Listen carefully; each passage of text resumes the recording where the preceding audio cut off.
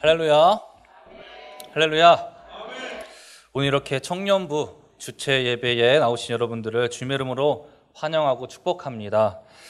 청년부가 이번 주에 여름 수련회를 가게 되는데 그에 앞서서 오늘 이렇게 주체 예배를 드리게 되었습니다. 주체 예배 드리게 해주신 하나님께 감사드리고 오늘 예배를 통해 우리 청년들이 수련회에 가서 많은 은혜 받고 돌아올 수 있도록 또 오고 가는 길 좋은 날씨 속에 안전하게 다녀올 수 있도록 우리 성도님들 함께 기도해 주시기를 부탁드립니다. 자, 이제 말씀 전하도록 하겠습니다. 오늘 함께 나눌 말씀의 제목은 회개하고 죄 없이 함을 받으라입니다. 오늘 본문인 사도행전 3장을 보면은 이제 베드로가 성전 미문 앞에 앉아있던 앉은뱅이를 고친 후에 솔로몬의 행각이라고 하는 곳에서 이제 사람들한테 설교를 전하고 있는 거를 이제 우리가 볼 수 있습니다. 그 중에서 오늘 본문 3장 19절 보면 이렇게 나옵니다. 그러므로 너희가 회개하고 돌이켜 너희 죄 없이 함을 받으라. 이같이 하면 새롭게 되는 날이 주 앞으로부터 이를 것이요 라고 나옵니다. 자, 여러분, 회개하면 무슨 날이 온다고요? 새롭게 되는 날, 새롭게 되는 날이 온다라고 이야기하고 있습니다. 여러분, 사람들은 모두 자신에게 좋은 일이 생기기를 기다리고 애타게 기다리고 있습니다.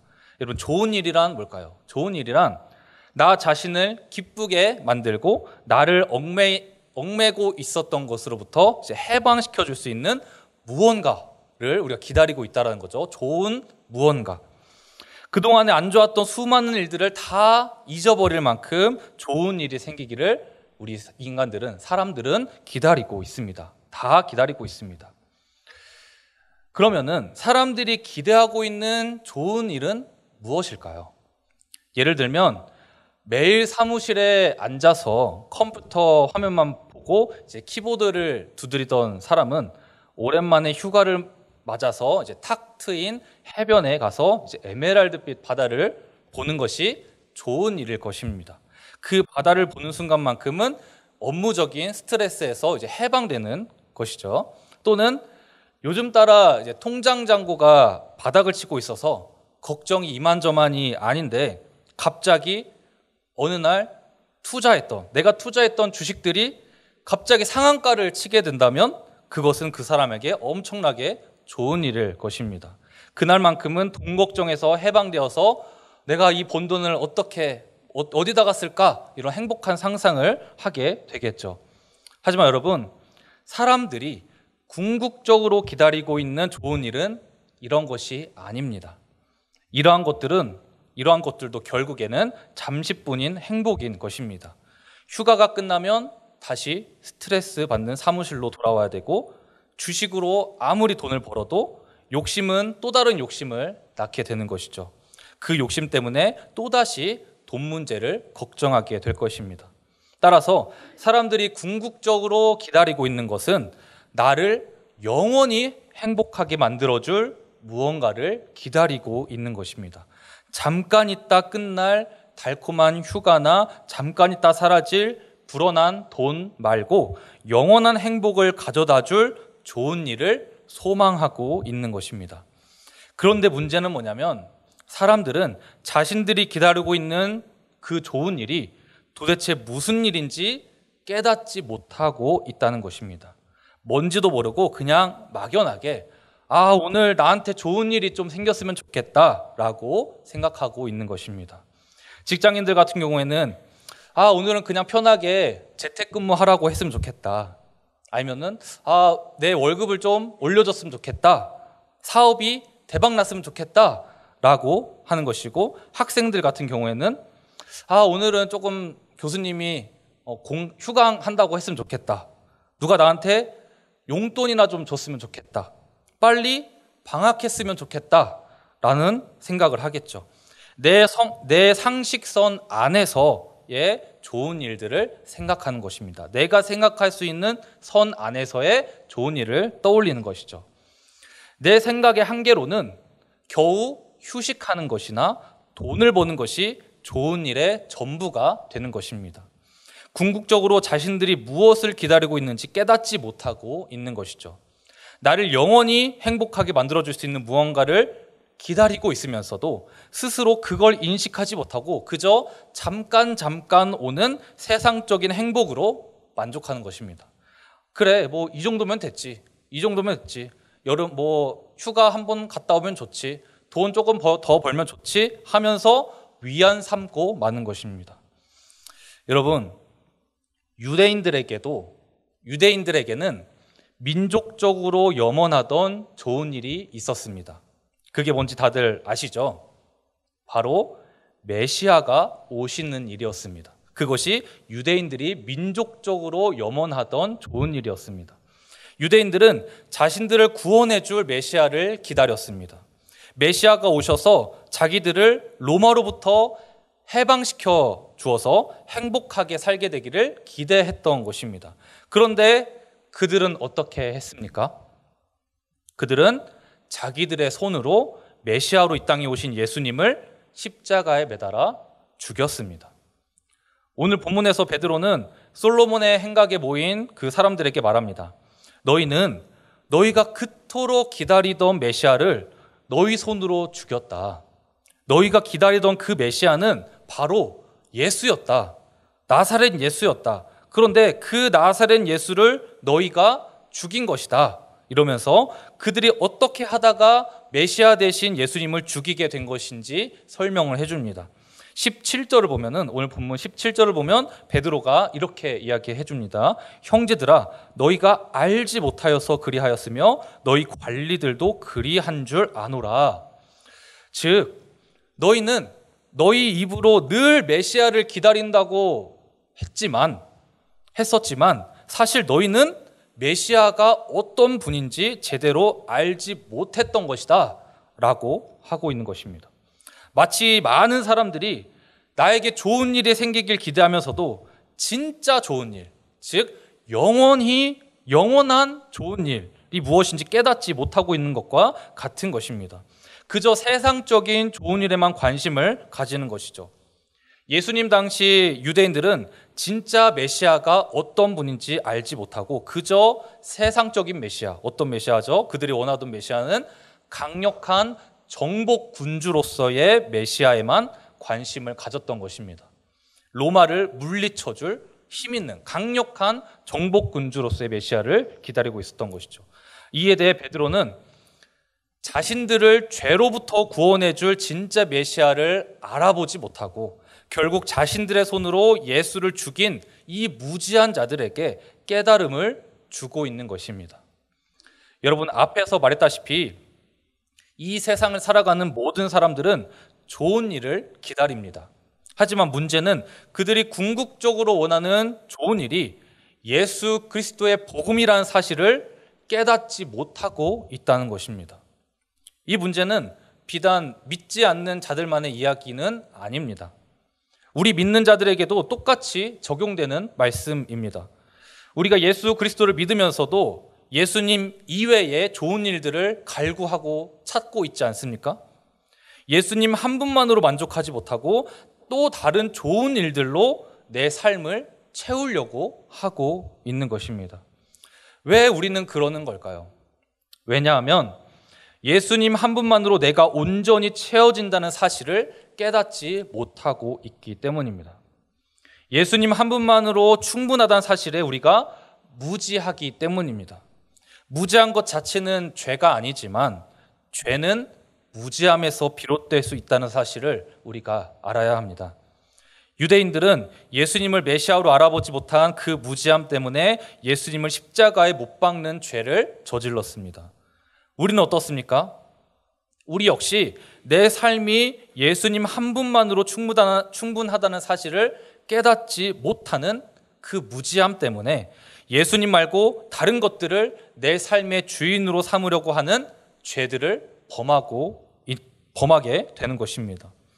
그런데 베드로는 이어서 18절에서 이렇게 말합니다. 우리 한번 18절 함께 읽어보겠습니다. 그러나 시작.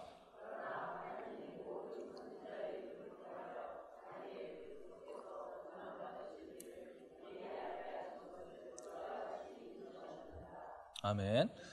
미리 알게 하신 것을 이와 같이 이루셨느니라 라고 베드로가 이야기합니다. 다시 말해서 너희가 예수를 십자가에 못 박은 것은 사실이지만 그것은 하나님께서 이미 예전부터 계획하신 일이었다.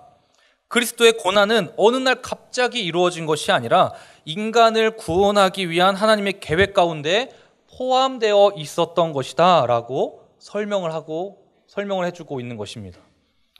하지만 우리가 여기서 오해하지 말아야 하는 것은, 절대로 오해하지 말아야 하는 것은 인간의 무지함 때문에 발생한 그리스도의 십자가 고난이 설사 하나님의 계획 안에 있었다고 해서, 하나님의 계획 안에 있었다고 해서 그 죄가, 무지함이라는 그 죄가 정당한 일이 되는 걸까요? 그렇지 않다라는 거죠. 결코 그것이 정당한 일이 되지는 않는다는 것입니다.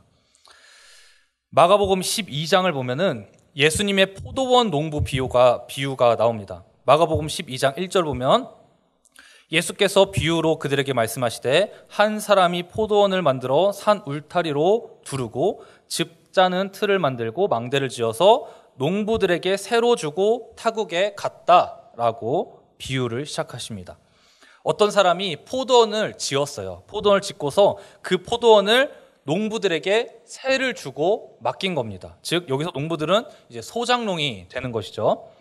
그리고 다음 2절을 보면은 때가 이름에 농부들에게 포도원 소출 얼마를 받으려고 한 종을 보내니 라고 나옵니다.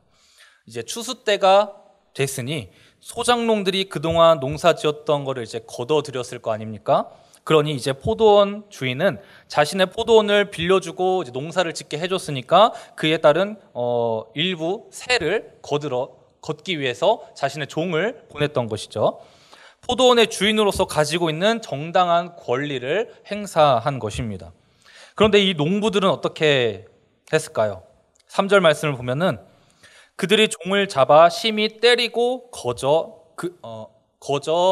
보내었거늘 이라고 나옵니다. 포도원 주인이 보낸 종을 잡아가지고 이제 집단으로 구타를 한 다음에 그냥 거저 보냈다. 빈손으로 보냈다는 거예요. 아무 세를 주지 않았다는 거죠. 포도원 주인에게. 그런데 이번 한 번만 그런 것도 아닙니다. 4절과 5절을 보면은 다시 다른 종을 보내니 그의 머리에 상처를 내고 능욕하였거늘 또 다른 종을 보내니 그들이 그를 죽이고 또 그 외 많은 종들도 더러는 때리고 더러는 죽인지라 라고 나옵니다. 붙잡고 때리는 것을 넘어서 아예 죽이기까지 하는 지경에 달한 것입니다.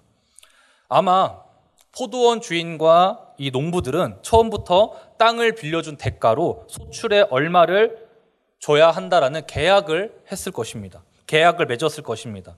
그러니까 이 포도원 주인은 사실 뭐 갑질을 한 것도 아니고 말도 안 되는 요구를 한 것도 아닙니다. 그런데 포도원 주인이 보내는 종들마다 농부들이 어떻게 했어요? 때리고 능욕하고 심지어 죽이기까지 했습니다. 그러니까 도저히 안 되겠다 싶어서 포도원 주인은 마지막으로 자신의 사랑하는 아들을 보내기로 결정을 합니다. 내 아들을 보내겠다 하고 이렇게 이야기합니다. 6절 말씀을 보면은 이제 한 사람이 남았으니 곧 그가 사랑하는 아들이라 최후로 이를 보내며 이르되 내 아들은 존대하리라. 즉 아무리 아나무인적인 사람들이라고 해도 설마 내 아들까지 함부로 대하지는 않겠지 하고 일말의 희망을 가졌던 것입니다. 하지만 결국 농부들은 포도원 주인의 그 희망을 완전히 밟아버렸습니다. 7절에서 8절을 보면은 그 농부들이 서로 말하되 이는 상속자니 자 죽이자 그러면 그 유산이 우리 것이 되리라 하고 이에 잡아 죽여 포도원 밖에 내던졌느니라 라고 나옵니다. 결국 주인의 아들마저 잡아서 죽이고 만 것입니다. 여러분, 이 말씀을 통해 우리가 알 수 있는 것은 하나님께서는 사람이 아무리 악하고 아무리 타락했다 할지라도 당신의 아들 예수 그리스도만은 존대할 것이라는 기대를 가지고 계셨다는 것입니다.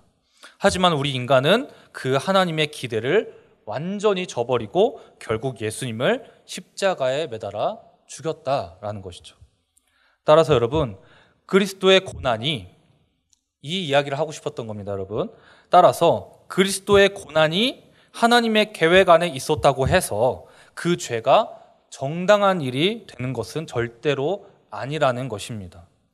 우리 인간이 예수님을 십자가에 못 박은 죄는 하나님의 기대를 저버린 너무나도 악한 죄라고 할 수 있습니다. 그렇기 때문에 사도행전 3장 19절 상반절을 보면은 베드로가 이렇게 이야기합니다. 그러므로 너희가 회개하고 돌이켜 너희 죄 없이 함을 받으라. 베드로는 사람들에게 회개를 촉구하고 있습니다. 너희가 저지른 무지함의 죄, 하나님의 아들을 알아보지 못한 죄, 그토록 기다리던 메시아를 알아보지 못한 죄를 깨달으라고 촉구하고 있는 것입니다. 여기서 회개로 번역된 헬라어 메타노의 사태는 단순히 잘못에 대한 용서를 비는 것에 그치는 것이 아니라 자신의 생각을 180도 바꾸는 것을 의미합니다. 다시 말해 베드로가 지금 사람들에게 회개하라고 하는 것은 너희가 지금껏 예수를 메시아로 인정하지는 않았지만 이제부터는 예수가 메시아라는 사실을 인정하라는 것입니다. 지금껏 메시아가 정복 군주로서의 메시아라고 알고 있었다면 생각을 바꿔라. 진짜 메시아는 너희를 로마로부터 해방시켜 주는 것이 아니라 너희를 죽음으로부터 해방시켜 주는 분이다 라는 것이죠. 여러분, 이 메타노의 사태라는 회개, 메타노의 사태의 회개, 180도 바뀌는 회개가 우리에게도 있어야 할 줄 믿습니다. 그것이 어떤 회개냐면 여지껏 주님 한 분만으로 충분치 못하다고 느꼈던 과거로부터 이제는 주님 한 분만으로 충분하다고 느끼는 미래로 나아가는 것입니다. 이것이 오늘 우리가 깨달아야 할 회개의 의미입니다. 이 시간 여러분 모두가 주님 한 분만으로 만족할 수 있게 되기를, 그렇게 변화되기를 주의 이름으로 간절히 축복합니다. 다시 한번 사도행전 3장 19절을 보면은 베드로는 사람들에게 회개를 촉구한 다음에, 회개해라 라고 촉구한 다음에 뭐라고 이야기하냐면 너희 죄 없이 함을 받으라 라고 이야기하고 있습니다. 너희 죄 없이 함을 받으라. 다시 말해 죄 씻음을 받으라는 것인데, 우리 기독교에서는 여러분 죄를 크게 두 가지로 분류합니다. 바로 원죄 그리고 자범죄, 이렇게 두 가지로 분류를 합니다. 따라서 이렇게 죄의 종류가 두 가지가 있는데 둘 중 하나만 씻음 받으면 될까요? 안 되겠죠. 우리는 두 가지 죄 모두를 씻김 받아야 합니다. 먼저 원죄는 뭐죠? 원죄는 모든 인간의 깊은 내면 가운데 있는 죄의 본성입니다. 죄의 본성. 아담으로부터 시작된 불순종의 결과이자 타락한 우리 인간에게 따라다니는 꼬리표 같은 것이죠. 우리는 모두 원죄를 지니고 있기 때문에 주의 은혜 없이는 모두 사망에 이를 수밖에 없습니다. 그래서 우리는 스스로 죄인이라고 하는 것을 인정하는 믿음이 필요하고, 그것이 바로 본질적인 첫 번째 회개가 되는 것입니다. 내가 주님 앞에 죄인입니다 라고 고백한 것이 첫 번째 회개, 본질적인 첫 번째 회개입니다. 이 첫 번째 회개가 있어야 우리가 죄인에서 의인으로, 사망에서 생명으로 옮겨지게 될 수 있는 것입니다. 그 다음이 이제 자범죄인데, 자범죄는 이제 범죄 앞에 스스로 자자를 붙인 것으로 말 그대로 스스로 범한 죄, 즉 자신의 선택과 나의 의지로 저지른 죄를 의미합니다. 원죄는 나의 의지로 범한 게 아니죠. 아담으로부터 우리가 가지고 온 죄죠. 근데 자범죄는 내가 스스로 지은 죄다 이거예요.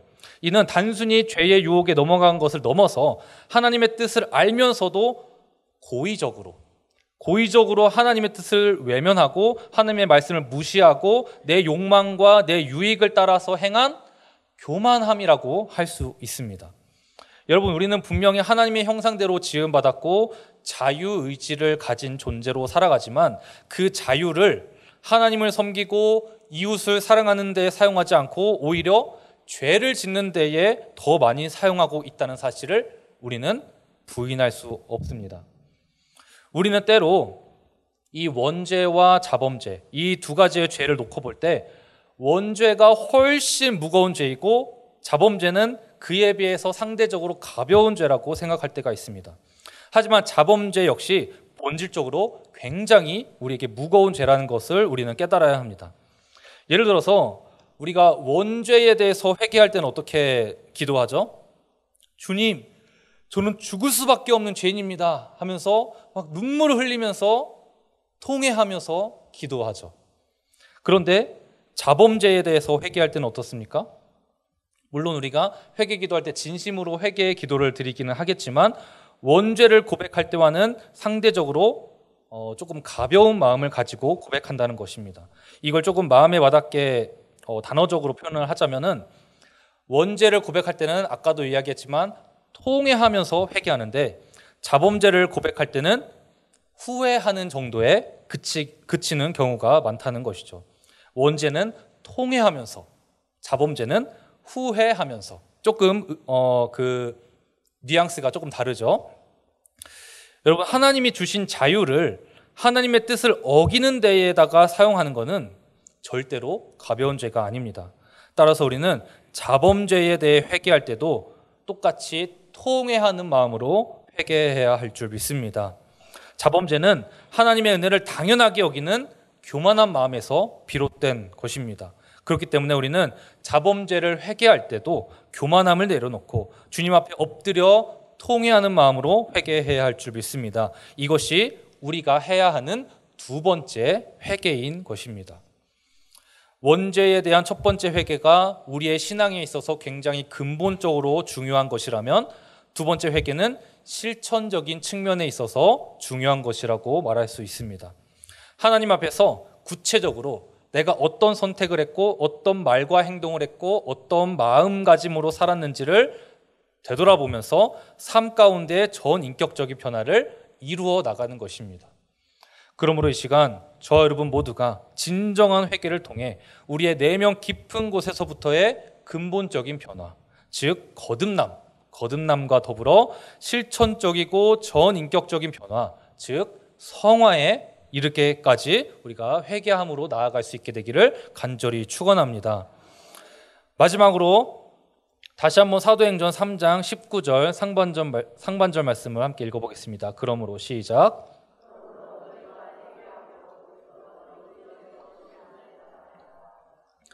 아멘. 여러분, 우리가 회개하고 죄 씻음을 받으면 어떤 결과가 따라오게 될까요? 사도행전 3장 19절 하반절 말씀을 보겠습니다. 자, 이같이 하면 새롭게 되는 날이 주 앞으로부터 이를 것이요 라고 나옵니다. 이같이 하면 새롭게 되는 날이 주 앞으로부터 이를 것이요. 여기서 새롭게 되는 날로 번역된 헬라어는 아납식 세오스라는 헬라어 단어인데 재밌게도 이 단어가 번역본들마다 다 다르게 번역이 되어 있습니다.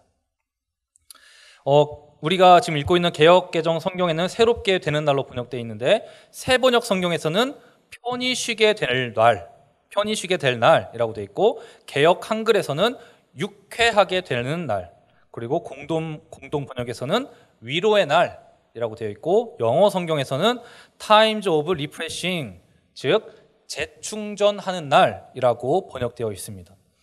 이렇게 번역이 다 다르게 되어 있다는 것은 한 가지의 의미로만 기록된 말씀이 아니라는 것이겠죠. 여러 가지의 의미를 내포하고 있는 말씀이라는 것입니다. 각기 번역들마다 모두 하나님의 뜻이 다 담겨 있는 것입니다.